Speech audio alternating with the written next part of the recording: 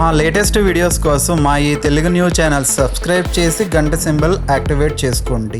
రేపు మంగళవారం దుర్గాష్టమి. అత్యంత శక్తివంతమైన అరుదైన రోజు. సాయంత్రం 5:45 నుండి 6:32 మధ్యలో తులసి మొక్క మొదట్లో ఇది పాతి పెట్టండి. చాలు 24 గంటల్లో మీ జాతకం మారిపోతుంది. మీ దశ తిరిగిపోతుంది. దరిద్రం, సమస్యలు, కష్టాలు అన్నీ తొలగిపోతాయి. ఆర్థిక సమస్యలు పోతాయి. అప్పుల బాధలు పోతాయి. ముఖ్యంగా జాతకంలో ఉండే దోషాలన్నీ కూడా పోతాయి. గ్రహాలు అనుకూలంగా మారుతాయి అని శాస్త్రం చెప్తుంది. తులసి చెట్టు గురించి అందరికీ తెలుసు. తులసి చెట్టును పెంచే వారికి ఎప్పుడూ మంచే జరుగుతుంది. తులసి చాలా పవిత్రమైన మొక్క. మన అందరి ఇళ్లల్లో తులసి చెట్టు ఉంటుంది. పురాణాల ప్రకారం తులసి చెట్టును లక్ష్మీదేవి స్వరూపంగా భావిస్తారు. అందుకే శ్రీ మహావిష్ణువుకు తులసిని సమర్పిస్తారు. తులసితో దేవతలకు పూజ చేయటం వల్ల సంపద రెట్టింపు అవుతుందని చాలామంది నమ్ముతూ ఉంటారు. ఆయుర్వేద శాస్త్రం ప్రకారం తులసి మొక్కలో ఎన్నో ఔషధ గుణాలు ఉన్నాయి.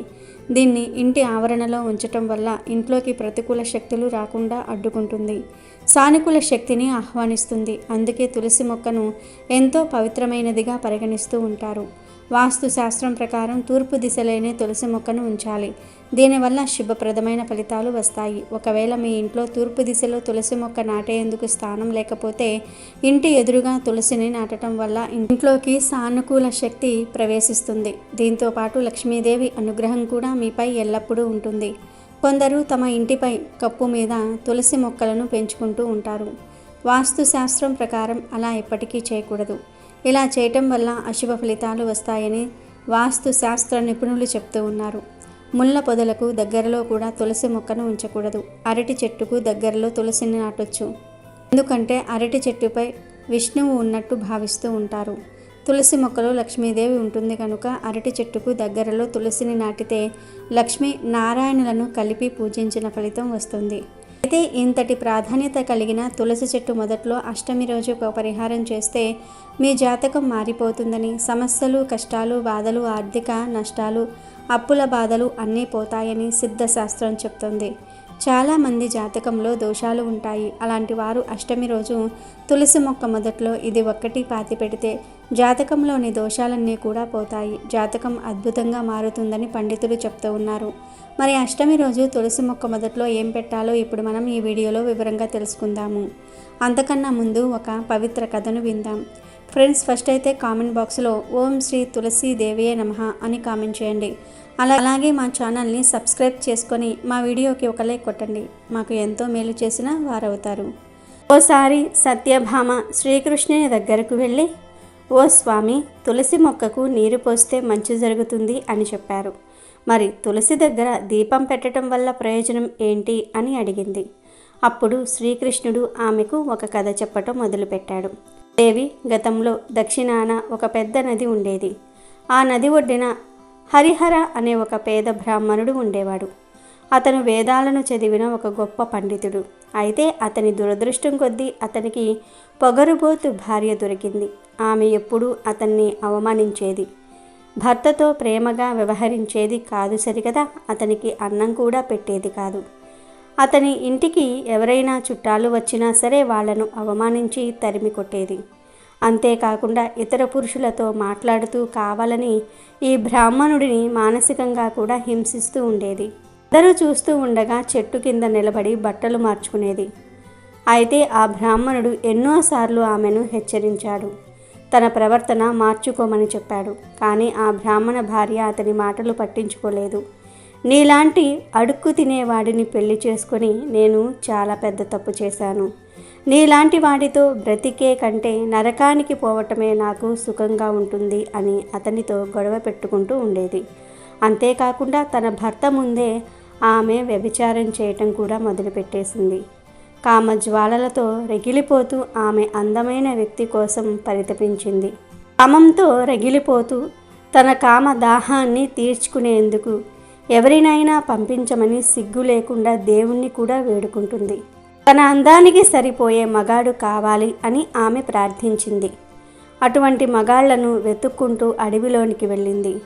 అదే అడవిలో ఒక భయంకరమైన పులి తిరుగుతూ ఉంది.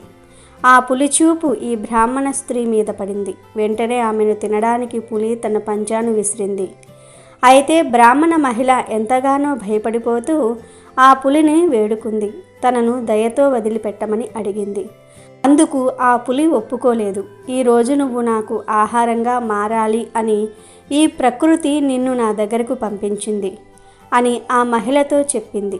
ఆ పులి మాట్లాడుతూ ఉండటం చూసి ఆ మహిళ ఎంతగానో ఆశ్చర్యపోయింది. నువ్వు సాదాసీదా పులివి కాదు, ఇంతకీ నువ్వు ఎవరు? నిజం చెప్పు అని ఆ పులిని ప్రశ్నించింది. ఆమెను చంపి తినటం మానేసి తన జీవిత కథను చెప్పటం మొదలుపెట్టింది ఆ పులి. ఇలాంటి పాపాత్ములను తిన్నప్పుడే నాకు ఈ జన్మ నుండి విముక్తి లభిస్తుంది.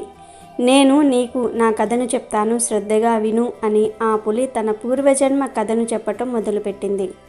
ఒకప్పుడు దక్షిణ దిశ తీరంలో పవిత్రమైన నది ఉండేది. అక్కడే ఒక బ్రాహ్మణుడు నివసిస్తూ ఉండేవాడు. ఎన్నో పుణ్యాలు చేసుకునే ఆ బ్రాహ్మణుడి కడుపున నేను పుట్టాను. అయితే నాకు బ్రాహ్మణుడు సద్గుణాలు రాలేదు. నాలో ధనాన్ని సంపాదించాలి అనే కోరిక పెరిగిపోయింది.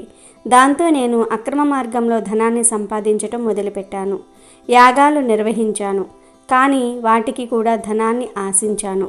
ఎన్నో పాపపు పనులు చేస్తూ పాపాత్ముల కోసం యజ్ఞాలు కూడా చేసి వాళ్ళ నుండి విలువైన దానాలు స్వీకరించాను. ఇలా సమయం గడిచిపోతూ ఉంది. నేను ముసలివాడినైపోయాను, కానీ నా మనసులో మాత్రం ధనాన్ని సంపాదించాలి అని అత్యాశ పోలేదు. ఓ రోజు నది ఒడ్డుకు వెళ్ళి కొంతమంది పండితులతో కలిసి సక్రమమైన పూజా విధానంలో కాకుండా తప్పుడు మంత్రాలు చదువుతూ పూజలు చేశాను. కానీ అదే సమయంలో ఒక వీధి కుక్క నా దగ్గరకు వచ్చింది. దాన్ని నేను తరిమి కొట్టాను, కానీ అది నా కాళ్లను కొరికేసింది. కుక్క కాటు వలన నేను కొన్ని రోజులకు చనిపోయాను. నేను చనిపోయిన తర్వాత యమదూతలు ప్రత్యక్షమయ్యారు. ఇటువంటి పాపాలు చేయటం వల్ల నాకు యమలోకంలో ఎన్నో శిక్షలు వేశారు. కొన్ని వేల సంవత్సరాల పాటు శిక్షలు అనుభవించిన తర్వాత తిరిగి నాకు ఇలా పులి రూపంలో జన్మ లభించింది. నా పూర్వజన్మ గురించి నాకు బాగా తెలుసు కాబట్టి నేను పుణ్యాత్ములను చంపుకు తినను అని ఒక ప్రతిజ్ఞ చేసుకున్నాను. కానీ నీలాంటి పాపాత్ములైన వాళ్లను మాత్రం చంపి తింటే ఖచ్చితంగా నా పాపాలకు ప్రాయశ్చిత్తం అవుతుంది. ఇలా చెప్పిన తర్వాత ఆ పులి ఆ మహిళను చంపి తినేసింది. ఆ తర్వాత ఆమెను యమదూతలు తీసుకుని వెళ్ళారు. నరకానికి వెళ్ళిన తర్వాత ఆమెను యముడు ముందు నిలబెట్టారు. ఆమె పాపకర్మలు చూసి చిత్రగుప్తుడు సైతం ఆశ్చర్యపోయాడు. ఆమె వ్యభిచారం చేయటమే కాకుండా భర్తను, అత్తమామలను నానా రకాలుగా హింసించి ఎన్నో పాపాలు చేసింది అని తెలిసి ఆమెకు ఘోరమైన శిక్షలు విధించారు. ఎన్నో సంవత్సరాల పాటు అగ్నిగుండంలో ఆమెను కాల్చివేశారు. ఆ తర్వాత ఆమె ఒక చండాలుడి ఇంట జన్మించింది. ఎలాంటి దాన ధర్మాలు, హిందూ సాంప్రదాయాలు తెలియని ఇంట్లో పుట్టడం వల్ల ఆమె 20 సంవత్సరాల వరకు కూడా ఎన్నో అవస్థలు పడుతూ బ్రతికింది. ఆ తర్వాత ఆమె ఒక నది ఒడ్డుకు వెళ్ళినప్పుడు అక్కడ కొంతమంది స్త్రీలు తులసి మొక్క ముందు దీపం వెలిగించటం చూసింది. ఆడవాళ్ళందరూ తులసి మొక్కకు ఎందుకు పూజలు చేస్తూ ఉన్నారు అని ఆమె ఆశ్చర్యపోతూ వాళ్లను వివరాలు కనుక్కుంది. తులసిని పూజించటం వల్ల సర్వపాపాలు తొలగిపోతాయి అని తెలిసిన తర్వాత ఆమె కూడా తులసి ముందు దీపం పెట్టడం ప్రారంభించింది. ఇలా రోజులు గడిచిపోతూ ఉండగా ఒకరోజు అనుకోకుండా ఆమెకు అనారోగ్యం వచ్చింది. నిమిషాల్లో ఆమె చనిపోయిన తర్వాత ఆమె ఆత్మను నరకానికి తీసుకువెళ్ళడానికి యమదూతలు వచ్చారు. ఆమెను వాళ్ళు నరకానికి తీసుకువెళ్తూ ఉండగా వైకుంఠ ద్వార పాలకులు యమదూతలను అడ్డుకున్నారు. మమ్మల్ని ఎందుకు అడ్డుకుంటూ ఉన్నారు అని యమదూతలు వైకుంఠ ద్వార పాలకులను ప్రశ్నిస్తే అందుకు ద్వారపాలకులు, ఈ మహిళ ఎన్నో సంవత్సరాల పాటు తులసి మొక్క దగ్గర దీపం వెలిగించింది, పూజలు చేసింది, కాబట్టి ఆమె చేసుకున్న సర్వ పాపాలు, జన్మ జన్మల పాపాలు కూడా తొలగిపోయాయి అని ద్వారపాలకులు చెప్పారు.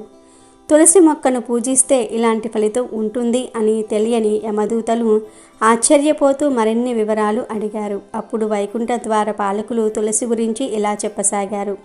తులసి శ్రీముఖి శివే పాపహరిణి పుణ్యతే నమస్తే నారదనుతే నమో నారాయణ ప్రియే అని జపిస్తూ తులసి కోట ముందు రోజు ఎవరైతే దీపం వెలిగిస్తూ ఉంటారో వాళ్లకు సర్వ సౌఖ్యాలు కలుగుతాయి అని, వాళ్ళ పాపాలన్నీ కూడా తొలగిపోతాయి. అంతేకాకుండా తులసి మొక్కను పూజిస్తూ ఉన్నప్పుడు విష్ణుమూర్తిని కూడా స్మరించుకుంటూ ఓం నమో భగవతే వాసుదేవాయ అనే మంత్రాన్ని జపిస్తూ ఉండాలి.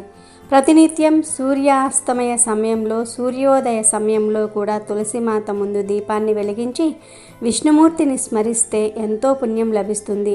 సకల జన్మల పాపాలు కూడా తొలగిపోతాయి. వ్యభిచారం చేస్తూ భర్తను హింసించిన ఈ స్త్రీ ఏ విధంగా అయితే తన కర్మ ఫలితం నుండి తప్పించుకుందో, అదేవిధంగా తులసిమాతను పూజించి గౌరవిస్తే ఎంతో శుభం కలగటమే కాకుండా ఇంట్లో కూడా శాంతి సౌఖ్యాలు కలుగుతాయి. తులసి మాత ముందు నెయ్యితో చేసిన దీపం కానీ, నువ్వుల నూనెతో కానీ దీపం వెలిగించుకోవాలి. ముఖ్యంగా ఆవు నెయ్యితో దీపం వెలిగించటం వల్ల అత్యంత శుభ ఫలితం కలుగుతుంది. ఒకవేళ ఆవు నెయ్యి కొనుక్కునే స్తోమత లేకపోతే అటువంటి సమయంలో నువ్వుల నూనెతో దీపం వెలిగించుకోవటం వల్ల పాపకర్మలతో పాటు శనిపీడ కూడా తొలగిపోతుంది. నెగిటివ్ ఎనర్జీని తొలగించుకోవడానికి కూడా నువ్వుల నూనె దీపం పనికి వస్తుంది. 7 జన్మల పుణ్యం లభించాలి అంటే తులసిమాత ముందు దీపం వెలిగించుకోవాలి. అలా వెలిగించటం వలన దారిద్ర్యం దరిదాపుల్లోనికి కూడా రాదు. ఇంట్లో కూడా ఎప్పుడూ సుఖ సంతోషాలే ఉంటాయి. తులసి వద్ద దీపం వెలిగించటం వల్ల పితృదోషం, కాలసర్ప దోషం వంటి దోషాలు కూడా నశిస్తాయి. మన ఆత్మ శుద్ధి చేయబడటం వల్ల మన పాపాలు ప్రాయశ్చిత్తమవుతాయి. ముఖ్యంగా జీవితపు చివరి రోజుల్లో ఉన్న వ్యక్తి తులసి మొక్క ముందు దీపం వెలిగించి శ్రీ మహావిష్ణువును స్మరిస్తే వాళ్లకు మోక్షం ప్రాప్తిస్తుంది. లక్ష్మీదేవి ఆశీర్వాదం పొందాలి అనుకున్నా సరే తులసి చెట్టు దగ్గర దీపం వెలిగించక తప్పదు అని వైకుంఠ ద్వార పాలకులు యమదూతలకు చెప్పి ఆ మహిళను వైకుంఠానికి తోల్కొని పోయారు అని శ్రీకృష్ణుడు సత్యభామకు తులసి గొప్పతనం వివరించారు. కాశ్మీర దేశంలో హరిమేధుడు, సుమేధుడు అను 2 బ్రాహ్మణులు తీర్థయాత్ర చేయుచు ఒక స్థలంలో ఒక తులసి తోటను చూశారు.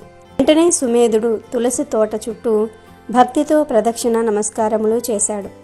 అది చూసి హరిమేధుడు ఎందుకు ప్రదక్షిణాలు చేస్తూ ఉన్నావని అడిగాడు. అప్పుడు సుమేధుడు హరిమేధుడితో ఇక్కడ ఎండ బాగా ఉన్నదని పక్కన ఉన్న ఒక మర్రి చెట్టు వద్దకు తీసుకువెళ్ళి తులసి కథ ఇలా చెప్పసాగాను. పూర్వము దేవాసురులు సముద్రము చిలికినప్పుడు దాని యందు ఐరావతము, కల్పవృక్షము మొదలుగా ఉత్తమ వస్తువులు పుట్టెను. తర్వాత లక్ష్మీదేవి పుట్టెను. తర్వాత అమృత కలశము పుట్టెను. ఆ అమృత కలశమును చేతపట్టుకొని మహా ఆనందము పొంది విష్ణువు ఆ కలశముపై ఆనంద బాష్పములు విడువగా అందులో నుండి ఈ తులసి పుట్టినది. ఇట్లు పుట్టిన తులసిని, లక్ష్మీదేవిని విష్ణువు పరిగ్రహించెను. ఇట్లు పరిగ్రహించి వేడుకతో తులసిని తొడ మీద ఉంచుకొని నీవు లోకములను పావనము చేయగలదానవి అవుతావని ప్రేమతో పలుకుతాడు. అందువలన నారాయణుడికి తులసి అంటే ఎక్కువ ప్రీతి. అందుకే నేను తులసికి మొక్కాను అని సుమేధుడు హరిమేధుడితో పలుకుతూ ఉండగానే ఆ మర్రి చెట్టు పెళ్ళుమని విరిగి కూలెను. అంతలో ఆ చెట్టు తొర్రలో నుండి 2 పురుషులు వెలువలకు వచ్చి దివ్య తేజముతో నిలిచియుండగా హరిమేధ సుమేధులు వారిని చూసి దివ్య మంగళ విగ్రహదారులైన మీరెవరని అడిగిరి. అప్పుడు ఆ పురుషులు మీరే మాకు తండ్రులు, గురువులు అని చెప్పి వారిలో జ్యేష్ఠుడు ఇట్లనెను, నేను దేవలోక వాసిని, నా పేరు అస్తికుడు. నేనొకనాడు అప్సరసులతో కూడి ఆనందవనములో కామ వికారముచే మైమరిచి క్రీడించుచూ ఉండగా మేము ధరించిన పుష్పమాలికలు పైన పడి మా సందడి వలన ధ్యానం చలించి అక్కడే తపస్సు చేయుచున్న రోమస మహాముని నన్ను చూసి నీవు మధోన్మధుడవై ఇట్లు నాకు అలజడి కలిగించితివి, కావున బ్రహ్మ రాక్షసుడిగా మారమని శపించాడు. తప్పిదము పురుషునిది, కాని స్త్రీలు పరతంత్రులు కనుక వారి వలన తప్పు లేదని వారిని క్షమించి విడిచెను. అంతటా నేను శాపమునకు బాధపడి ఆ మునిని వేడుకొని ప్రసన్నుని చేయగా ఆయన అనుగ్రహము కలిగి ఇలా అన్నాడు, నీవెప్పుడు తులసి మహిమను విష్ణు ప్రభావమును విందువో అప్పుడు శాప విముక్తుడు అవుతావు అని అనుగ్రహించెను. నేను బ్రహ్మ రాక్షసుడనే ఈ చెట్టు త్వరలో చేరి మీ దయవలన నేడు శాప మోక్షము పొందితిని అని చెప్పాడు. అప్పుడు 2వ వ్యక్తి తన వృత్తాంతము ఇలా చెప్పసాగెను. నేను పూర్వము ఒక ముని కుమారుడిగా ఉండి గురుకుల వాసము చేయుచు ఒక అపరాధము వలన బ్రహ్మ రాక్షసుడిని అయినాను అని గురువు వలన శాపము పొంది ఇట్లు ఈ చెట్టు త్వరలో నివసిస్తున్నాను. మేమిద్దరము మీ దయవలన పవిత్రలమైతిమి. ఇట్లు మమ్మల్ని అనుగ్రహించిన వారు గనుక మీకు తీర్థయాత్ర ఫలము సిద్ధించినది అని చెప్పి వారిరువురు అక్కడి నుండి వెళ్ళిపోయారు. అప్పుడు బ్రాహ్మణులిద్దరూ ఆశ్చర్య ఆనందములతో మునిగి తులసి మహిమను పోగొడుతూ యాత్ర ముగించుకొని ఇండ్లకి వెళ్ళిపోయారు. కథను ఎవరు విన్నను వారు సర్వ పాపములు వదిలి ఉత్తమ గతిని పొందుతారు. వీడియోలోకి వస్తే చాలామంది ధన సమస్యల వలన సతమతమవుతూ ఉంటారు. అప్పుల బాధలతో, ఆర్థిక సమస్యలతో అవమానం పడుతూ బాధపడుతూ జీవిస్తూ ఉంటారు. కొంతమందికి జాతకంలో దోషాలు ఉంటాయి. ఆ దోషాల వలన ఏ పని చేసినా కలిసి రాదు. ఇలాంటి సమస్యలన్నీ ఎదుర్కొనే వారందరూ కూడా అష్టమి రోజున చక్కగా కొంచెం కుంకుమ తీసుకోండి. ఆ కుంకుమలో కొన్ని పాలు పోసి చిన్న ఉండలాగా చుట్టండి. అంటే ఒక గోళీ సైజ్ అంతా ఉండ చుట్టండి. ఆ తర్వాత ఆ ఉండను మీ చేతిలో పట్టుకొని ఒక్కసారి ఇల్లంతా తిరగండి. అంటే ఇంట్లో అన్ని గదులలో తిరగండి. బెడ్రూము, కిచెను, హాలు, బాత్రూము ఇలా అన్ని రూమ్స్ తిరిగేసిన తర్వాత ఆ కుంకుమ ఉండను చేతిలో పట్టుకొని మీరు పూజలు చేసి తులసి మొక్క దగ్గరకు వెళ్ళండి. వెళ్ళి తులసి మొక్క మొదట్లో చిన్న గొయ్యిలాగా తీసి ఆ గొయ్యలో కుంకుమ ముద్దను పెట్టి పూజ చేయండి. పాతి పెట్టేయండి. ఇలా పాతి పెట్టేసిన తర్వాత ఒక్కసారి తులసి చెట్టుకు నమస్కారం చేసుకొని ఇక్కడితో మా ఇంటికి పట్టిన దరిద్రం పోయింది అని మనసులో అనుకుని ఇంట్లోకి వెళ్ళిపోండి. ఇలా చేయటం వలన మీ ఇంటికి పట్టిన దరిద్రం, మీ సమస్యలను తులసి మొక్క లాగేసుకుంటుంది. జాతక దోషాలను పోగొడుతుంది. ధనం వచ్చేలాగా చేస్తుంది. ఈ పరిహారాన్ని సాయంత్రం 5:45 నుండి 6:32 మధ్యలో ఎప్పుడైనా సరే చేయవచ్చు. ఆడవారు, మగవారు ఎవరైనా సరే ఈ పరిహారం చేసుకోవచ్చు. కానీ నెలసరిలో ఉన్న ఆడవారు ఈ పరిహారం చేయకూడదు. ఈ పరిహారం చేసిన 24 గంటల్లోనే మీకు ఖచ్చితంగా ఏదో ఒక పాజిటివ్ మార్పు అనేది కనిపిస్తుంది.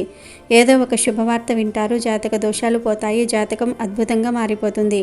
కాబట్టి మీరు కూడా అష్టమి రోజు తులసి మొక్క మొదట్లో ఇది ఒక్కటి పెట్టి మీ జాతకాన్ని మార్చుకుని సంతోషంగా జీవించండి. వీడియో నచ్చితే లైక్ చేయండి, షేర్ చేయండి, బట్ సబ్స్క్రైబ్ చేసుకోవడం మర్చిపోవద్దు.